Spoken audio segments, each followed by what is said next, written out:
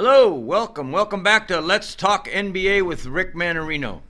I hope you all are doing well. I hope you have had a good week so far. The beginning of the new month is going well for you. April is taking off and going to be a great month for you all. I know we finished up March Madness. That was a lot of fun, but we'll talk about that in a minute. We're going to do the NBA show first today, and a lot to talk about NBA. Playoffs are here. We're 1 week away from the beginning of the season. Boy, 1 week away, and it's time to play playoffs in the NBA, which are a lot of fun, where teams, as you know, anybody that's in the know about the NBA and the playoffs, the game changes completely come playoff time. Teams step it up. Teams play harder. Teams play their regulars more. Teams don't go as deep on the bench unless people are in foul trouble. And more than anything, the teams that can play defense, that are used to playing defense, that are good defensive teams, like a team like Boston, a great defensive team, a team like Phoenix, a great defensive team, they step it up and they play defense. Now, what does all that mean? It's going to be very competitive. There are several teams that had rough years in the NBA, and I'm going to start on the the negative side of the ledger. And if you're going to talk about negatives, you're going to have to talk about the Lakers. And I know a lot of you out there are Laker fans. I see so many Laker fans around the country at different ball games, different stadiums. I know whenever I travel and go to different arenas around the country to watch a great basketball game, see a lot of Laker jerseys when they're playing there. Even when the Lakers aren't playing, I see Laker jerseys. But what a disappointing year. 2 years off of being the bubble basketball winners, which for me, I really don't. Of course, they won the championship 2 years ago, but for me, when they say there needs to be an asterisk by it, I really believe that, because bubble basketball was tailor-made for the Lakers. They didn't have to travel. They ate it in the same places. They slept in the same bed. When you have to travel and you're getting into the opponent's airports at 2, 3, 4 in the morning, and you got a game at 10 o'clock, coming up, it's tough. Travel in the NBA is very tough because, as you know, it's not like the NFL. Excuse me for a moment. In the NFL, it's 1 week between games. Baseball, you go to a city and you stay for 3-4 game series, so you're there a while.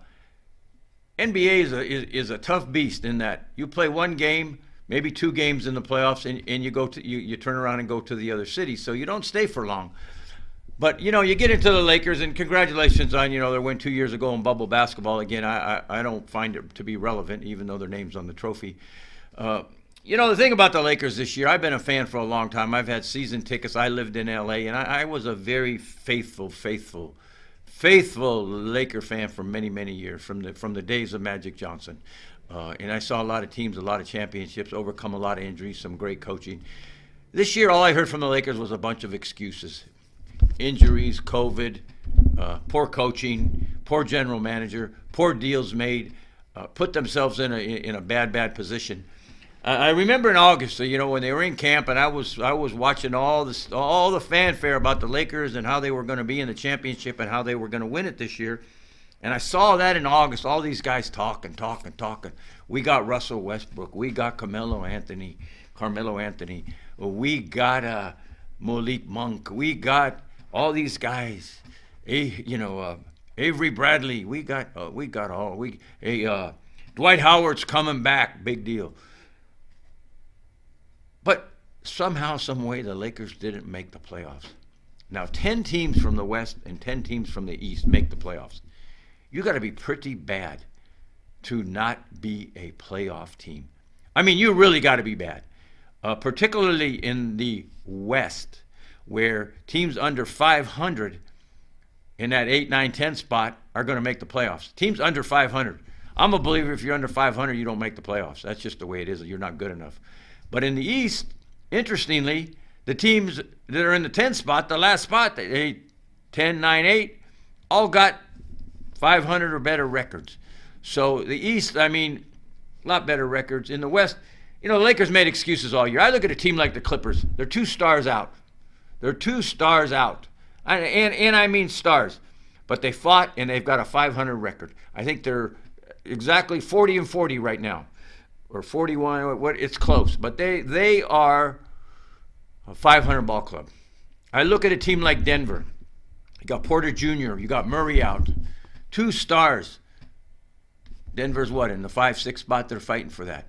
You look at a team like Brooklyn. Durant in and out of the lineup with knee injuries. Kyrie Irving only playing on the road. A patchwork lineup. Guys constantly hurt. Aldridge comes in. He's a nice player. He gets hurt. Blake Griffin isn't the player he used to be. What are they winning with when they don't have Irving and Durant? What did they win with? But they won games. I saw Memphis. What did they go 21-3 with Ja Morant not playing? Ja Morant, one of the top 5 best players in the league this year. Before he got hurt, he was in the MVP talk. Everybody had injuries in the NBA. Chris Paul was out. Devin Booker was out. Dallas, they've been pretty fortunate this year.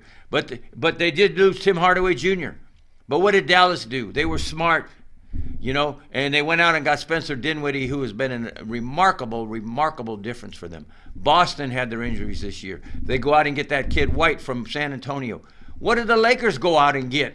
They can't go get anybody because they paid so much money, and all they have done is made excuses. You look at a team that has lost kids, given kids away like Brandon Ingram, Josh Hart, Ball, Kuzma, Trez Harrell, Caruso, Jordan Clarkson.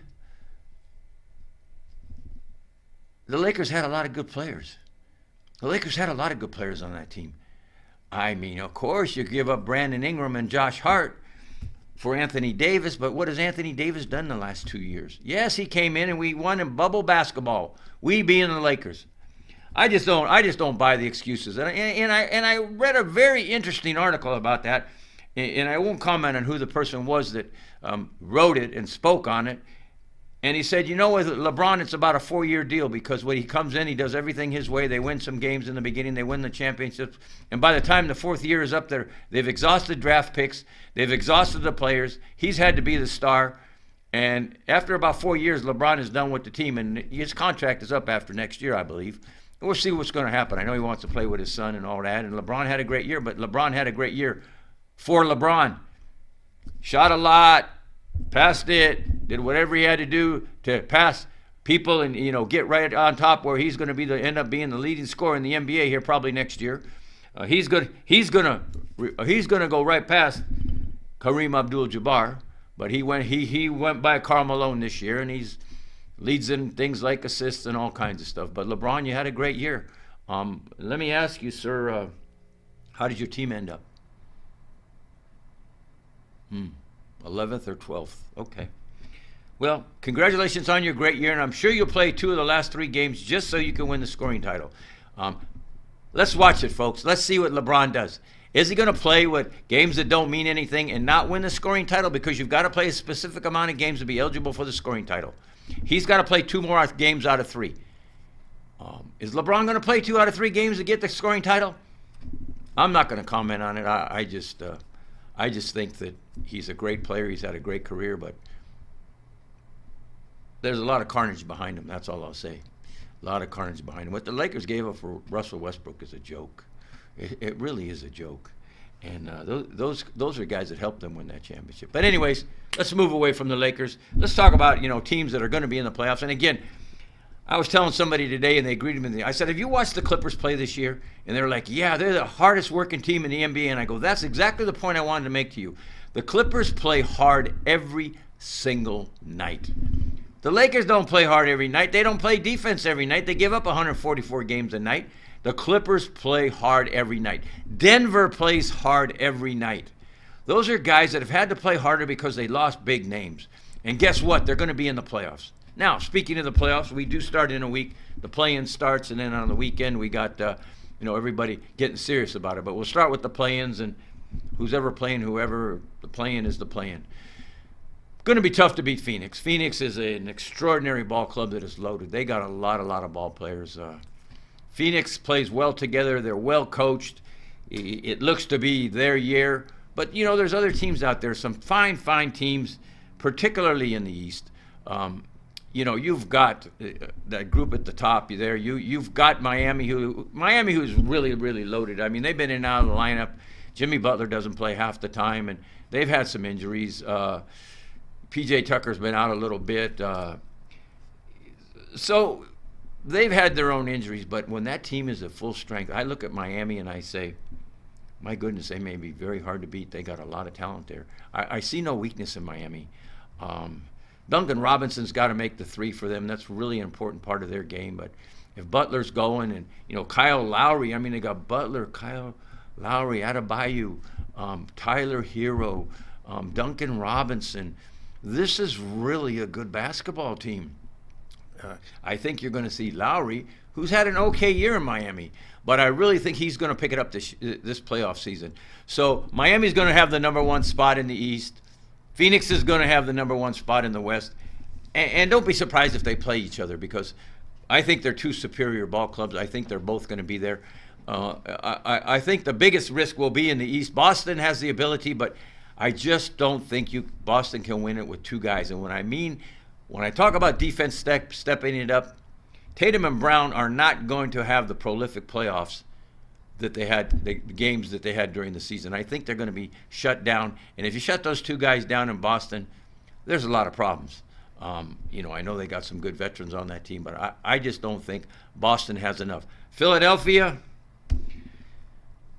it just hasn't worked that well. I mean, Embiid is a beast. He's had an incredible year. He's right in the MVP race, but I don't think the trade has gone that well. I don't think it's worked out that well for them. I just don't see it. I don't see Philadelphia getting there. Harris has not been as good as he was, and Tobias Harris is a big part of that game. I just don't see Philly making it. Milwaukee, will they repeat? Again, Milwaukee has got a lot of talent. They've had a lot of injuries this year. They've hung in there. They do not have the best record. They're not going to get the best record. Miami's going to have that.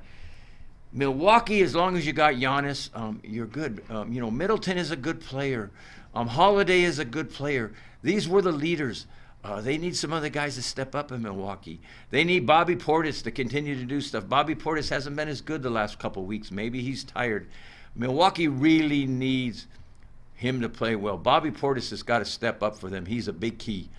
You need that fourth guy that is coming through for you. And Connaughton, he's been hurt. He's back. He's a good three-point shooter, hard worker. DiVincenzo, I don't know if he's going to be back. He's been hurt on and off all year. So that Milwaukee team, they got the players. I just feel like Milwaukee, Philadelphia, and Boston leave a bit of trepidation in my mind that they're just not going to do it. I really believe it's going to be Miami. So we'll see what happens. We'll talk as the playoffs go on. Again, we're finishing up the season this weekend, and then we go into playoffs. In the West, any of you that watch NBA, I mean, Phoenix is tough. Phoenix is really, really tough. Well-oiled machine, led by Chris Paul. Booker is having an MVP year. He's right in the race. Booker's going to finish top three. I think the MVP race is going to be three of them. I think it's going to be Booker's going to be there. I think top three. I think Embiid is going to be there, and I think, of course, the Jokic is going to be there. Don't be surprised if Jokic repeats this year. He's having a great year, man. There's a guy who plays hard every night. Doesn't want a lot of fanfare. Doesn't want to be bothered with the superstar status. He just wants to play and lead a team to wins. They had a lot of injuries in Denver this year, but they continue to win and be competitive. And they're not down in the 7, 8, 9, 10 spot. They've been vying and competing for that 5 spot. Them and Utah back and forth. A team that's played very well that I just don't get it. I don't see what they win with. I really don't. I know you got Luka Doncic, but Dallas has played incredible basketball. They probably, I believe, them and Boston have had the best records. Don't quote me on this, but I believe Dallas and Boston have had the best records since the All-Star break. Dallas has played lights-out basketball. Luka's been great. They brought in Spencer Dinwiddie. He's been great. They've got a couple guys that are stepping up. Maxi's stepping up for him. Not Maxi in Philadelphia. I'm talking about Maxi Storza, however you say his name. Stuba, he's been playing very, very well for them. You're talking about their foreign players. That Strus is playing lights out for Miami. There's another guy. I didn't even hear of him before this year. And this guy is really matured and playing well. Check him out for Miami. His last name is Strus. Great player. But back to the West. Memphis is a little short. What a hardworking team. They believe. They got confidence. Memphis is a very hardworking team. Dallas is a very hardworking team. Phoenix, of course. Clippers don't have enough. Utah, they find a way. They find a way to falter. Denver, they don't have enough. So New Orleans, they don't have enough. San Antonio, they don't have enough. The three top teams in the West, to me, Golden State, are they going to be there? Is it truly going to be in the Western Conference Championship? Golden State versus Phoenix? Is it going to be Dallas? Is it going to be Memphis? Those teams are capable. But again, it's just like in the East where I think three teams are just not capable enough to beat Miami. I feel the same way about three teams in the West. I don't think anybody has enough to beat Phoenix. Now, Steph's going to be out through the end of the season, Steph Curry. So what are you going to do? Is Steph going to come back? What kind of shape is he going to be in? Is that foot going to be healthy? They have announced he's out through the season. Is he going to be out through the first round of the playoffs? That really hurts Golden State if he's not playing. I don't think they have enough. Even with them, I don't think they have enough. Dallas, again, man, what a year. I'm so respectful of the years that teams like Dallas, teams like Memphis, teams like Minnesota, teams like Cleveland, they've taken that next step. Those guys were losing teams, winning 20, 25 games a year. But, you look at them, Minnesota really come together this year. Cleveland is so improved. Memphis is amazingly improved. Dallas is improved. These teams had their woes, had their injuries, had their problems, had players go down, but they continue to grind, and that's the word I like to use, continue to grind. There are teams in the NBA that didn't continue to grind. I look at a team like Atlanta. What's the difference in the Atlanta team from this year and last year who played in the conference championship? What is the difference between this team and last year's team? Nothing. How about the Knicks? The Knicks are way out of the playoffs. They've been struggling all year. What happened? Atlanta, the Knicks. What happens to teams like the Lakers? What happens to teams like that? You got enough players to be successful, but it's funny. You look at the well-coached teams like San Antonio. They have no right making the playoffs, but they do. New Orleans is without, their big guy, Williamson. Where are they without Zion Williamson? Where could they be with him? But a team that grinds and going to make the playoff. Memphis grinding. Boston has been grinding this year. Much improved from last year. So there's a lot of improvement in the NBA, but there's also a lot of disappointment and failure. There's nobody bigger failure than the Lakers. And with a high-priced organization like that, I think it's a shame. I believe that they got to change the whole organization personally. Again, because they won 2 years ago in bubble basketball, and it truly was bubble basketball. It's not true life in the NBA. They still get a lot of accolades, but the last 2 years have been a fiasco and a joke. And it will continue, by the way. The thing that amazes me is how they announced that they were going to be NBA champs. They had built a dream team. They got it wrong. It was the nightmare team this year. It wasn't the dream team. It was the nightmare team. Worst team in the NBA as far as I'm concerned. There's teams like Orlando and some of those type of teams that Houston that haven't been very good, but I don't think the Lakers are better than anybody else in the NBA. Sacramento. I think that the Lakers are one of the top 5 bottom teams. Bottom 5 teams. The top 5 bottom teams. I believe the Lakers are one of those. And that's a shame for a storied organization. I have seen more incredible Laker games in my life and been fortunate enough to be a fan for many, many years of the Lakers. So don't get me wrong. I'm not a Laker hater. I'm a Laker person that's very, very disappointed because in the end they had enough to make the playoffs and they just didn't. They just didn't do the things. It's called hard work and continuity and playing defense and stepping up and rebounding and playing when you're hurt. They didn't do any of that this year. And this is a disappointing team. It was LeBron and the rest of the team. And I don't mean to keep going back to the Lakers, but the level of disappointment for me as a fan, an avid fan for many years, a season ticket holder for many years, disappointing, very disappointing. But they're out, they're done. Let's emphasize on the positive. There's been a lot of positive in the NBA. A lot of kids have grown up. There's some really great rookies this year. This kid, Scotty Barnes in Toronto. I didn't mention Toronto in the East. I'm focusing on those top 4, but Toronto's got something to say there. They got a good team. I don't believe they have enough. Toronto's had a good second half of the season. Not second half. After the All-Star break, Toronto's played very, very well.